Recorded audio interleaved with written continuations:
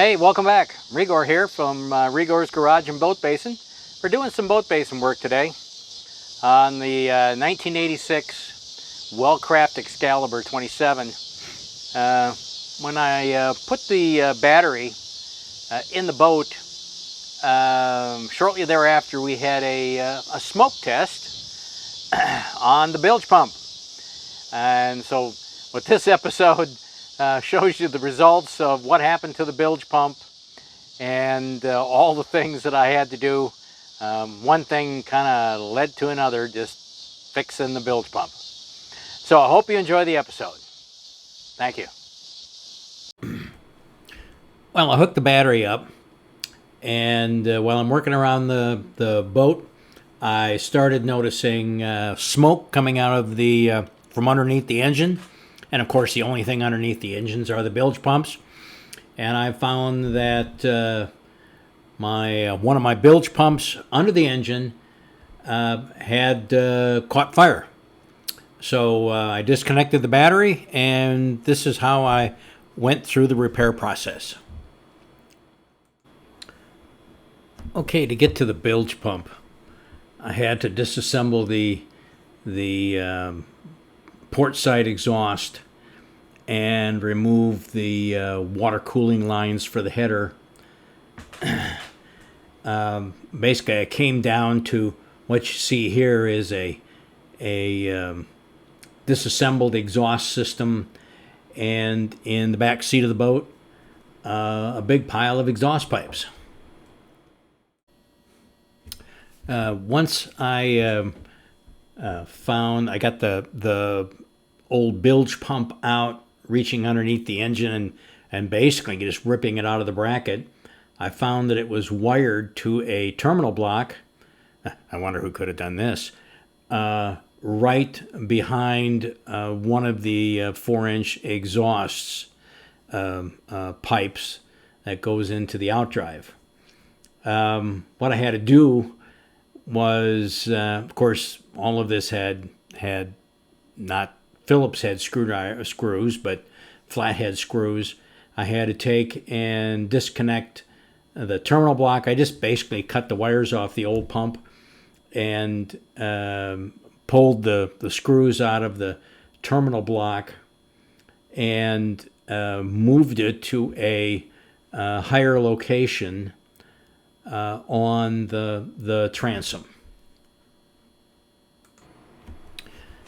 Now, to get the bilge pump in, if you take a look at the space, it's rather limited. My approach was basically I lengthened the wires with waterproof butt splices, and then I gooped up the bottom of the pump with some 3M 4200 adhesive. And then I reached through the space right beside the black hose, and after I made a clean spot on the bottom of the boat, and I stuck my arm down there with the pump, plunked the adhesive gob on the bottom of the boat, fished the wires around, and connected them to the terminal block.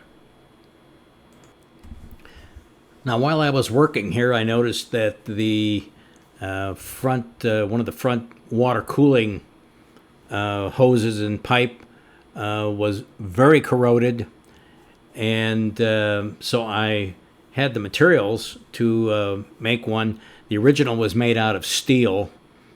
I think originally these were sections of 1.25-inch pipe used on a flathead Ford V8. And I used aluminum couplings and silicone hose pipes to replace the water line.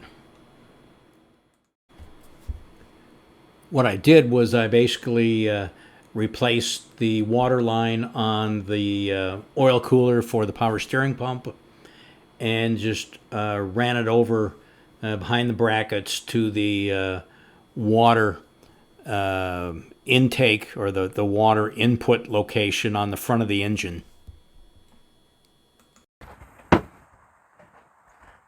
So I'm putting the exhaust together, I had to take this apart for to replace the bilge pump that went through the smoke test. And one of the things I've got is these fit very tight between each one of the exhaust components, and they're sealed with these rubber rings like this. Now, if you notice, this rubber ring is pushed way down.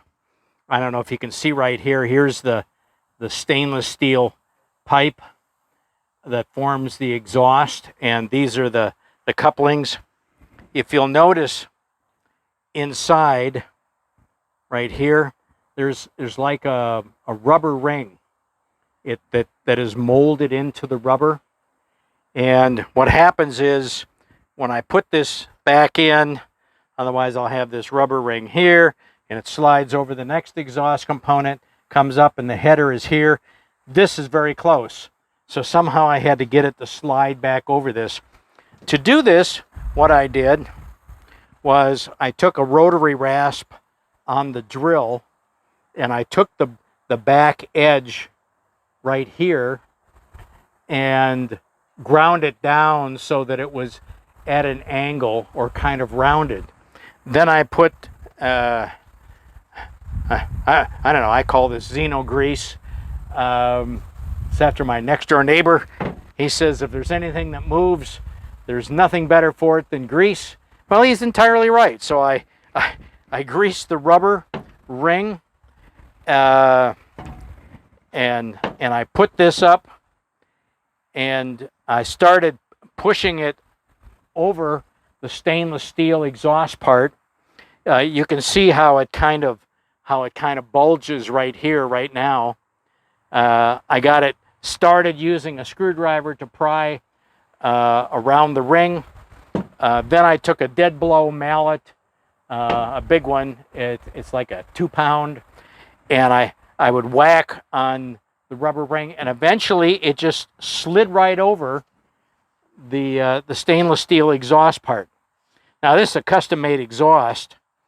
It took a while to make this, but so what we're going to do is take and reconnect the exhaust, basically the header coming in here, to the rest of the exhaust, which is going either through the propeller or out the back of the boat.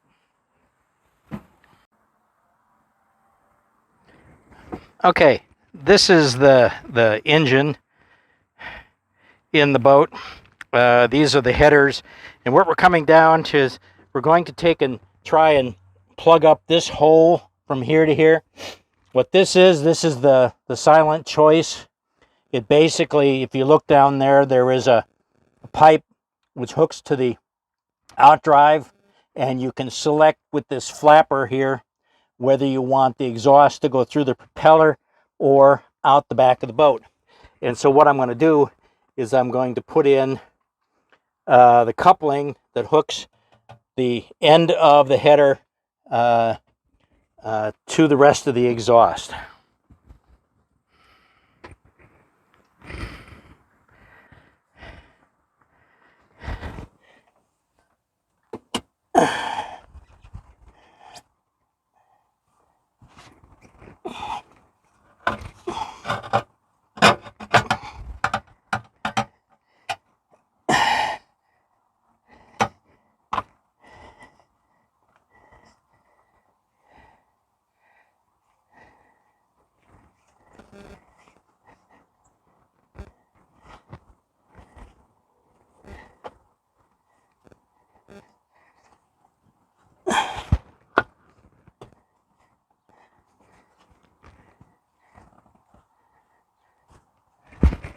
Okay, there it is.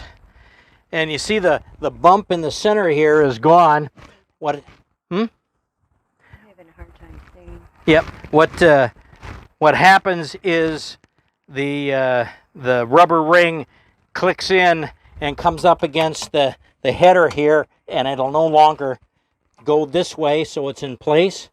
And now all I have to do is put put in the stainless steel bands, and it will take and look like that header on that side when it is fully installed. And I will likely not show you the putting stainless steel bands in. That's not really that exciting. After this, we'll come back, and I'm going to put in, after I get the bands on, I will put on the water-cooled, basically the water that goes into the headers to water cool them. And if you take a look on that side, you can see where the unit is already installed. The hose is down in the bottom. Comes from this one and it goes down. Take a look towards the bottom and angle there. And that's how the water cools the headers.